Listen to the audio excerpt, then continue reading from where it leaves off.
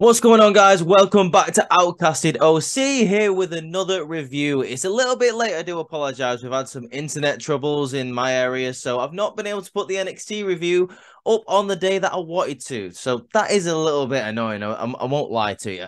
So this is just going to be a little bit of on the fly one. I'm having to record it on my computer, then I'm going to go somewhere else and try and upload it as fast as possible. So, if it's a bit of a shorter episode than usual, then I do apologize. I just want to get it up for you guys. But yeah, make sure you go follow Outcasted OC, guys, on TikTok, on YouTube, on Instagram, Outcasted OC all over. If you want to follow me as well, personally, go to Rudy Poo Candy Ass on TikTok, where I upload pretty much every day, apart from today because of the obvious internet issues. But let's get straight into NXT. It's a bit of a mixed bag this week's episode. I won't lie of NXT, mainly just because obviously they try to come out strong with an episode straight after Stand and Deliver.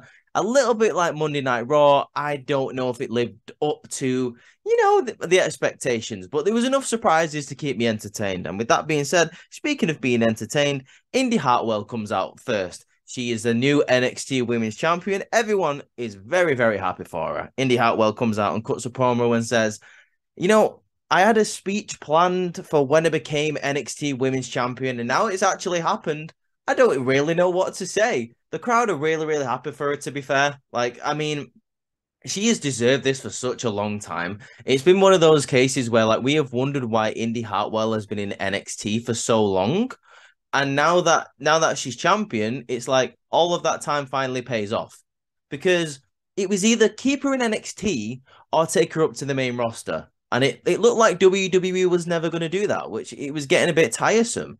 So once again, the crowd is absolutely ecstatic. Obviously, they're chanting, "You deserve it," etc. All the standard things. When people want a person to be champion, that is what they're chanting at her. Vic Joseph is on commentary as she's coming out talking about Johnny and Candice's reaction when she won the NXT Championship. A little bit of a reunion from the way. If you watch Stand and Deliver, where they all came out, obviously Dexter helped to climb the ladder and retrieve the title. But then obviously you had Johnny and Candice on the stage for it, obviously raising a hand. Really, really nice moment. A nice moment now, which is interrupted by Zoe Stark, which is a very strange direction to go into, seeing as though it looked like Indy Hartwell was just about to promise Roxanne Perez a chance at the championship, like a rematch, because she says without a ladder match, it wouldn't be possible. Without Roxanne Perez, it wouldn't have been a ladder match, which is true because she was injured and then all that stuff happened. Was it a real injury? Yes or no? Some people say yes, some people say no. I say no because I thought it was pretty obvious that it wasn't. So there was no ladder match without Roxanne Perez. So you should rightfully get the first title match. Zoe Stark is like, hell no. Roxanne Perez is now at the back of the line. You should put the title on the line tonight against me. You are an easy beatable champion. Indy Hartwell takes, doesn't take kindly to this. So she turns around to Zoe Stark and goes, okay, that's fine. Me and you tonight for the NXT Women's Championship. I'm all for this. I love Indy Hartwell, obviously. I love Zoe Stark. I think out of a lot of people on the roster, in terms of who should come up to the main roster from NXT, Zoe Stark is at the very, very top of my list. Not only do I think she's ready for the big time, I think that a finisher is absolutely incredible. It's like a modified GTS. It looks really good, and she's actually quite good on the microphone. I don't know where you would slot her into on the main roster, but put her on the main roster if you're not going to do anything with it in NXT. We get a little bit of a situation backstage where we see a clip of Wes Lee getting confronted at the airport by Axion saying it was a really good 5-pack challenge or 6-pack challenge. I can't remember how many people within in that match at Stand and Deliver. The match, by the way, that I am voting to be probably match of the goddamn weekend. I won't even lie to you. It was such a good match, and the fact that Wes Lee retained, I was very surprised about. I won't lie to you. I thought it was a massive, massive, massive surprise. But Axiom basically says, like I say, I want to challenge you one-on-one for the title, NXT. And Wesley's like, you impressed me in that match, Axion. So yes, we are gonna have a match on NXT, baby. Spoiler alert, very good match. I'm like, we're gonna get to it, but I don't think I have to I don't think I have to keep that a secret. A match between Wesley and Axiom is going to be a good match, guys. So look forward to that one if you haven't watched NXT yet.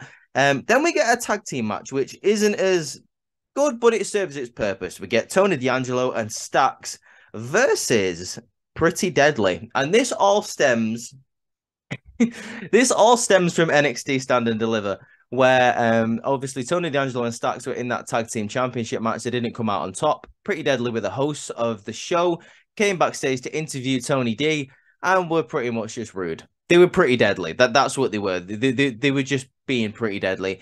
Tony D'Angelo doesn't take kindly to the fact that Pretty Deadly says, all you've proved tonight is you're not as good as Pretty Deadly, and we're the only ones who can beat Gallus.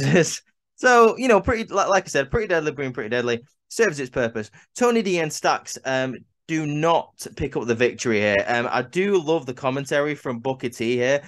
Booker T is always really entertaining on the microphone, on commentary when it comes to Pretty Deadly. For some reason, he doesn't like the New Day, but he loves Pretty Deadly, and Pretty Deadly were pretty much the New Day when the New Day were heels. So, they're like a mix of the New Day and Breezango. That's how I would compare to Pretty Deadly. They are one of the best tag teams on the roster.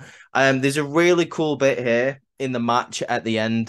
This is how Pretty Deadly pick up the win, where Kit Wilson has hidden his head under the apron, like it's been folded over into the ring. He's hid his head under the apron.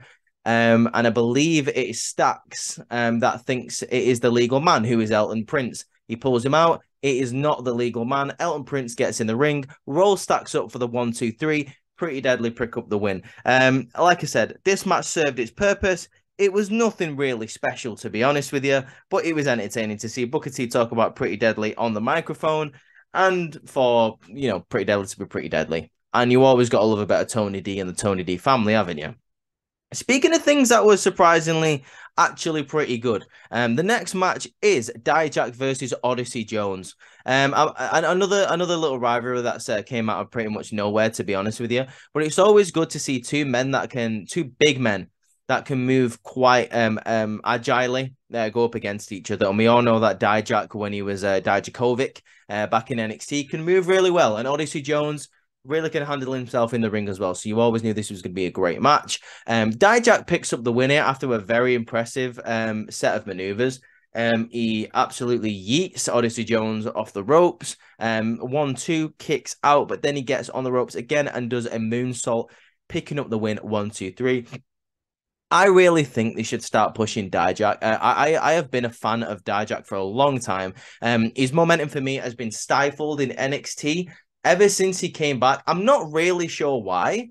I'm not 100% sure why he's struggling to gain any momentum in NXT, seeing as though he was one of Triple H's guys, first of all. He's always looked strong in the old NXT, and even if the rumors are to be true that Vince McMahon is back in charge of creative full time and he's got his eyes set on NXT, he looks exactly how Vince McMahon would view a wrestler that he loves. Cue the meme of Vince McMahon falling off his chair when Stacy Keibler, new Hall of Famer Stacy Keibler, is dancing on the table in front of him. That's what Vince McMahon thinks of Dijak. So I don't know why his momentum has been stifled, guys. I really don't. But with that being said, Odyssey Jones also looking really good in this match. Odyssey Jones is another guy for me who is had his momentum a little bit stifled, not for the same reasons as Dijak, but for just because of injury. He's been a bit I think it was his ACL that he tore, if I'm not mistaken. And then he was teaming up in that tag team with, oh God, what are the names? What are their names? He always wears a little fleece. I cannot remember his name, but they're a tag team. One of them's a virgin and one of them's a player. That is literally the only thing I remember about that tag team. And one of them used to gush over Mandy Rose. But then again, who doesn't gush over Mandy Rose, eh? We go to Gallus. Gallus boys on top. So we're talking about Mark Coffey, Joe Coffey, and Wolfgang, and they were talking about how it's their kingdom now. They've taken over NXT and they're the tag team champions, etc. I actually quite like Gallus. I don't really know where their place is in NXT at the moment. I mean, I understand they're the tag team champions, but it just doesn't feel right. It just doesn't feel like Do you know when you just see a team or like an act and it just doesn't suit where they are? I don't know where to put Gallus, but NXT at the moment, the landscape of it just doesn't suit them. Like Joe Coffey and Wolfgang, I think I can never remember the different Coffey brothers, but whichever one came back, Mark Coffey, I think it is. Um, was talking about how he's going to go after singles gold now. He's going to add to Gallus in this interview, and I'm like, do you have to? I have a feeling he's probably going to go after the North American Championship, and I really don't want to see Wes Lee versus Mark or Joe Coffey for the NXT title. I cannot see that being a very good match. I won't lie to you. But let's move on to a good match, shall we? Speaking of matches, Nathan Frazer versus Dragon Lee. Just a match that's thrown on NXT. Nathan Frazer versus Dragon Lee for no reason. Now, this match probably was match of the night, and it wasn't even for any reason but to get Nathan Frazer, I'm assuming, on TV and to get Dragon Lee some more time on TV. It was absolutely amazing, so good. For some reason, Noam Dar was there, by the way, as well. Noam Dar, he shows up with the Heritage Cup. I don't know if you guys know what the Heritage Cup is. And to answer your question, if you're wondering what the Heritage Cup is, don't worry about it too much. It's basically it's like an inverted. How do I describe this to someone who doesn't know what the Heritage Cup is and someone who maybe hasn't ever seen a Heritage Cup match? I would probably describe it as a rounds match in British wrestling. It's like you get several minutes in a round, and I believe you have to pick up the victory in that time slot, and then like there's like 3 or 5 rounds. Like whoever wins the most falls in those rounds wins the Heritage Cup. Blah blah blah blah blah. Who cares? NXT UK is dead. So he shows up with the Heritage Cup and he says none of these jokers in the ring are even near his level or deserve to challenge him for the Heritage Cup. And at this point, I'm thinking, does anyone really want a challenge for the Heritage Cup? Because it's been off screen for about a year. And by the way, hello, Noam Dar. I forgot or even knew you had the Heritage Cup. So I don't think anyone was pining for it, to be honest, my friend. But with that being said, it is nice to see Noam Dar back. I've not really paid attention to NXT UK. I mean, I caught it a couple of times. I knew who Pretty Deadly were. I knew when JB and BJ were the NXT Tag Team Champions down there. I knew Tyler Bate was doing some good stuff down there, obviously with Walter or Gunther and Dragunov. I paid attention to all that stuff, but like the lower levels of NXT UK, I had really no idea what Noam Dar was talking about here. It was a weird situation. It was a weird situation, and I feel like Noam Dar was kind of just stuffed in this situation, and now he's on an NXT. That's all I can say about it. That is pretty much all I can say about it. So let's get on to the Chase U segment, which I thought was very, very funny. I'm not going to lie to you. I totally forgot that Chase U had a match with the Schism on Stand and Deliver. Was this on the pre-show? Because I didn't see this. I wasn't able to watch Stand and Deliver live, unfortunately, which was pretty sad. I'm not going to lie.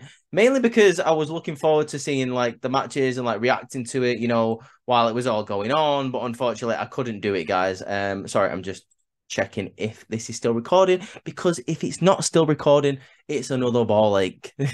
But it looks like it's still working. But with the Chase U segment, they were like, oh, it was amazing to kick Schism's ass on Sunday, and a big part of that was for thanks to Tyler Bate, who lended his services to Chase U. And then Duke Hudson pops up and goes, well, it wasn't Tyler Bate who got the victory, though, was it? It was me, and I feel like I should be honored for that. And everyone's like, yeah, you know what? You should, to be fair. Like, Andre Chase is like, I thought you didn't like, being praised and stuff like that. But yeah, you're right. Okay, so next week on NXT, we're going to award you with the MVP award of the university. I'm down for this. I'm always down for Chase U shenanigans. Andre Chase is an absolute gem, in my opinion. I cannot wait till Chase U come up to the main roster if they ever do. I just hope they're booked right on the main roster. I just think they're so special and they've got so much to offer. Everything in WWE. I think they're very, very good. And Andre Chase, for me, is one of the most underrated baby faces in the company, just because he's able to really get a reaction out of the crowd, and he's really taken for me what I thought was a bit of an average gimmick. It was a bit of an average gimmick for me. Like I didn't really see much momentum in Chase U when it first came up to NXT 2.0, but he's really won me over with the backstage segments. He always has great matches, and the whole Duke Hudson thing now that he's in the university, he's just another layer of what's going on. Because what's Duke Hudson going to do? Is he actually loyal to the university? Is he going to turn on the university? I think eventually he's probably going to turn on the uni. But, you know, look, I mean, I don't want that to happen, to be quite honest with you. I really don't. Right, let's talk about something that I don't care about, okay? I know this is like, I know this is kind of like a mean thing to say, but I do not give a crap about the NXT Women's Tag Team Champions. You've got Isla Dawn and Kaylee Ray, aka Alba Fire, talking about there's something in the air, something in the water, as Kendrick Lamar would say. And I don't care. Like I like the whole Alba Fire thing was crap as it was. The Isla Dawn thing, I'm a witch, I think does have a little bit of momentum going for it if they decide to book it correctly. But as the women's tag team champions, I'm just not interested. And unless WWE NXT, you're going to put some time into the NXT women's division in terms of like the tag teams, then I don't really know why I should be invested in it. I'm not going to lie to you. I just think it's a little bit of a waste of time. I don't think they should ever took the titles off to Katana Chance and Caden Carter. I know they weren't really doing anything with the titles, but I think they were solid champions as they were. And now, once again, they're doing nothing. So it served no one. It served absolutely no one. And it certainly did. It certainly doesn't serve me. Which in the end, that's all that matters, I suppose. My opinion. Am I right? No, I'm joking. So now we go to Wesley again. Wesley is getting a lot of he's getting a lot of coverage tonight. He is getting interviewed talking about the match on Stand and Deliver. Like he was saying, it was like the wildest match of his life. I mean, can you really blame him? It was probably one of the wildest matches that I've ever seen. And then he also talks about going up against going against Axiom tonight. And I cannot wait for that match, and I cannot wait to just briefly talk about that match. But first, we go to another good match, which is Indy Hartwell versus Zoe Stark. Now, this was a very solid match for the women's championship. And for me, this proves two things to me. Number one, like I said at the start, Zoe Stark deserves to go up to the main roster. Indy Hartwell has got the championship now, so there's no need for Zoe Stark. There's plenty of talented people on that roster. You don't need Zoe Stark. Take her up to SmackDown, take her up to Raw. It'll be an interesting challenge for a Rhea Ripley or a Bianca Belair, like a new face, challenging them for the championship. I wouldn't even mind if a Zoe Stark beat a Bianca Belair for the women's championship. I think that would be absolutely fantastic. Really good spots in this match. Like I said, Zoe is just very solid when it comes to the power game, and she really knows how to work her opponent and get them high power spots in. Very good. And we all know how smooth Indy Hartwell is in the ring, and both selling and taking moves. Selling and giving moves. Selling and taking. That is exactly the same thing. You can tell I've been stressed out about recording this video. Anyway, Indy Hartwell retains the championship against Zoe Stark. Like I said, solid match. And then all of a sudden, Tiffany Stratton shows up. She steps up, comes down the ramp, but before she can even get to the ring, we get a returning Cora Jade, guys. Cora Jade is back in NXT after a while. I feel like it's been a long time since we've seen Cora Jade, and I could not be any happier. I am so happy Cora Jade's back. Hopefully, she goes for the NXT Women's Championship now. To be honest with you, if it's Cora Jade or Tiffany Stratton, I am happy either way. Both of them people are very talented in the ring. I don't know if I would want Indy Hartwell to lose the championship so quickly to a Zoe or to a Tiffany. Oh, sorry, no, to a Cora or a Tiffany. But it'd definitely be a very good match. I wouldn't. Would it stifle the momentum of Cora Jade if she lost as soon as she came back? Maybe, because she's had some big losses in NXT, like over the past couple of pay-per-views that she's been in. The one that I can think of is the Roxanne Perez one. I think it was at Halloween Havoc where they jumped off the stage. That for me, I really thought Cora Jade should have won that match. I didn't think Tiffany Stratton needed that win. I mean, she was quite a hot baby face in NXT, and I think the whole character that Cora Jade's got going on, she really deserved the victory more than Roxanne Perez. But now we go to BJ and JB and talking about Kiana James and Fallon Henley's there. Like, this is still happening. This storyline is still going on, by the way. In 1 second, guys. There we go. This storyline is still going on. Basically, if you don't know, like Kiana James is supposedly cheating on, is it Brooks? I think it's Brooks. I can't remember. I can't remember these two guys apart. I think she's cheating on Brooks. Then Kiana James turns it around and says, "Oh, we never made it. We made it. Never made it. So we were together. It was never like we were supposed to just be together." And then like she kind of traps him again. She walks off, and then BJ makes JB and Fallon Henley make him feel bad about getting involved in his relationship. Not much to not much to like wrap your head around in terms of this, in terms of this like storyline, guys. But you know what?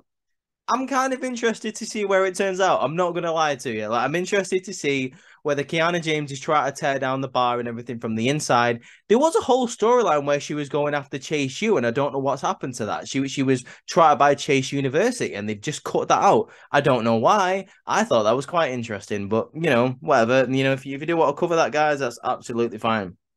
Okay, so now we've got, and this was weird for me, because I feel like they've been building this up a couple of weeks and now they've just dropped it on NXT and it was a nothing match that lasts for 5 minutes. You've got Ivy Nile versus Tatum Paxley. Now, the whole point of this was Tatum Paxley was in the Diamond Mine. Ivy Nile invited her to Diamond Mine. And then Tatum Paxley turned her back on the Diamond Mine and she really upset Ivy Nile. So you would think they would try and make something out of this, something bigger out of this. Maybe they are, like, down the road. But for me, this feels like it was over. Like, it was just over. You've got Ivy Nile versus Tatum Paxley over in 5 minutes. Tatum Paxley taps out to Ivy Nile, and that's it. I can't really say much more about this match because it did nobody any favors. Like I said, it was a very short match. Nobody looked really good in it, and the storyline has pretty much been stomped out. I don't know if they forgot they was doing this storyline, guys. I really couldn't tell you, to be honest with you. But let's move on. And I think it might be a case of Tiffany Stratton challenging for the Women's Championship because we get Lyra Valkyria confronting Cora Jade backstage. Cora Jade is walking out. People want interviews with her because of what she's just done to Indy Hartwell. And then Lyra Valkyria, the butterfly woman who loves to fly. Look, I like butterflies, so now I can fly. And words, I don't know. I don't know what Lyra Valkyria's gimmick is. I think it's terrible. I think it's crap. Get it off my screen, please. Thank you very much. Anyway, she confronts Cora Jade and says you can't run and hide forever. You can't attack people from behind. So I'm assuming that is leading up to maybe a bit of a feud with those two. It might have even been confirmed as a match next week in NXT. I am not 100% sure about that, but Next, guys, we get Ilya Dragunov. Ilya Dragunov coming off. Once again, he was involved in that 5-pack challenge. Very, very good match. Ilya Dragunov really had a good showing at NXT Stand and Deliver. Very, very good. But he is now trying to move past it. You said after blood, sweat, and tears. Obviously, I couldn't win the NXT North American Championship. He's then confronted by Von Wagner, or if some people know him better as Come Tuesday, who says you think you're so tough. You can't even go to a pay-per-view after saying you're going to win a title and, you came out the loser, blah, blah, blah. Dragunov says, at least I can make it on the card. So obviously, Wagner is trying to get a match with Dragunov. Robert Stone comes up. Obviously, he was Come Tuesday's manager and says, I know what you want, Von, but I'm going to give it to you. I'm going to make the match for you. I'm going to get you the match next week. But if you don't win this match, then we are done and I am walking away. So what Robert Stone is saying is, I'm leaving you as a manager if you lose. So it looks like Von Wagner is going to be on his own next week because there is no chance in hell, as our Lord and Savior Vince McMahon says, that Von Wagner is beating Ilya Dragunov. Can you imagine that in this world, in this lifetime? No, I can't either. Do you know what, though? I feel like it'd be a decent match. If they give it a little bit of time, Dragunov versus Von Wagner, both of them are pretty solid in the ring, to be honest with you. So I'm excited to see that. Now, guys, we get to a very, very good match. Very, very good match. We have got Wesley versus Axion. Really, really solid match here, guys. Wesley versus Axion for the North American Championship. Loads of submissions in this match. Loads of like high flying, everything that you could want to see in this match. So, so good.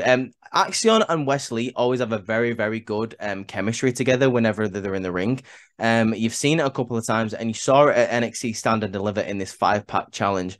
Just a very, very good, just great. I don't know how else to say it, to be honest with you. It was just absolutely great. Like it was like so solid that it could have been at a pay-per-view. I love this match so much. Axion always amazes me, and I know it's a kid, but Axion always amazes me that it can go from the high flying to the submission so easily. I really, really want to see Axion do big things on the NXT roster this year. I don't know if it's a case of he is going to eventually take the North American Championship off Wesley. I don't know if it's a case of Wesley is going to eventually go up to the main roster. But like something's got to give between these two because these two are both too talented for one of them not to have a championship. It might even be a case of maybe even put them in a tag team and then have them go after the tag team championships. Like it just a very, very strong segment, guys. Obviously Wesley picking up the victory here. Hard hitting. I don't know how these guys like put on this like performance after Stand and Deliver. Just so solid. I can't say anything about it like without like trying to spoil it for you guys. I know some of you might have seen it, but I know some of you guys also like to wait after Dynamite to watch NXT. So I don't want to give away like because this is the main event. This is the main event. Apart from Carmelo Hayes and Bron Breakker having the little moment at the end of NXT, this is the main event. So like I'm not going to try and give anything away. But after this, you have what else is after this? I'm just checking in my notes. Oh, yeah, Nathan Fraser pretty much saying like he's happy to be back on NXT and taking on people like Dragon Lee. Another guy, by the way, guys, who I just want to see great things off. Nathan Fraser is so solid in the ring.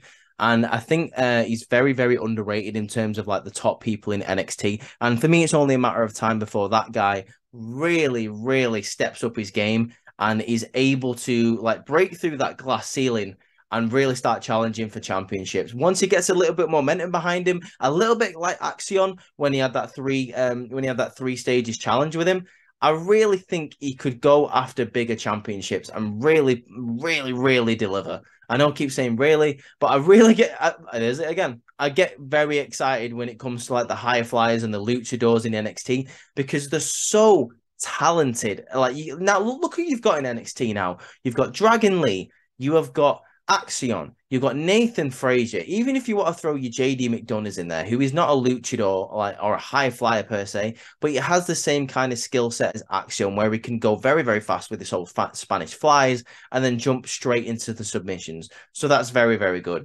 Now, with that being said, guys, let's now go on to the main event and talk about Carmelo Hayes getting in the ring with Trick Willie, baby.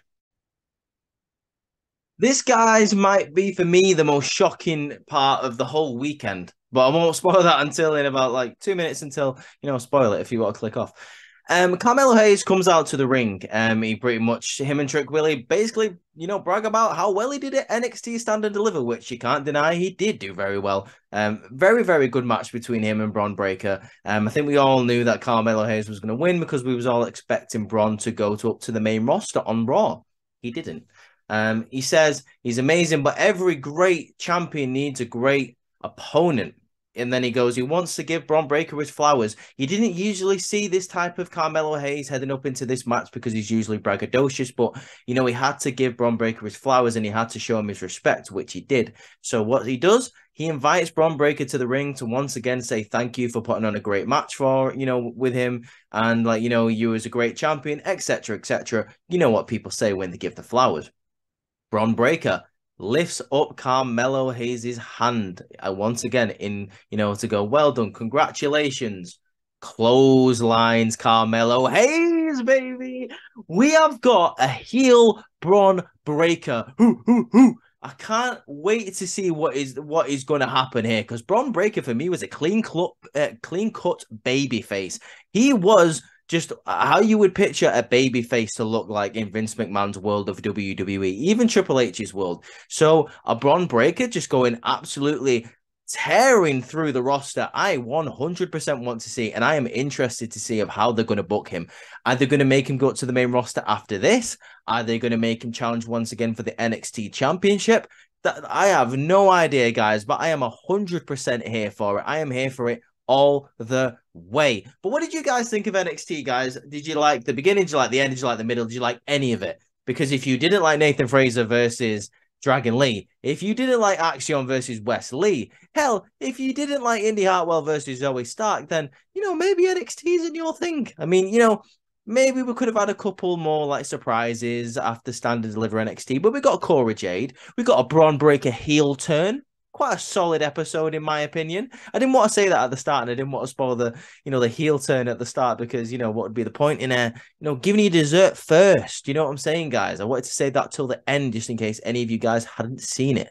Again, guys, what did you think of NXT this week? I thought it was very good. And if you thought it was very good, leave a like on this video. And if you thought it was really bad, leave a like on this video because I respect all of your opinions. And while you're doing that, how about you subscribe to Outcasted OC on YouTube? And you know what? If you're feeling nice, while you're doing that, why don't you go over to the TikTok channel and the Instagram channel under the same names and give us a follow and go like all those videos as well. Get the reposting on the way and get our name out there, guys. This has been Rudy Poo Candy Ass on TikTok covering NXT this week, the 4th of April, 2023. If you guys liked it, let me know what you think of it in the comments. If you liked my opinions, let me know what you think of me in the comments. If you hate me, let me know what you think of me in the comments, guys. But with that being said, thanks for joining me for this review. I will speak to you guys down the road. The road to WrestleMania? No. It's the road to King of the Ring, baby. Let's go! Catch you guys later.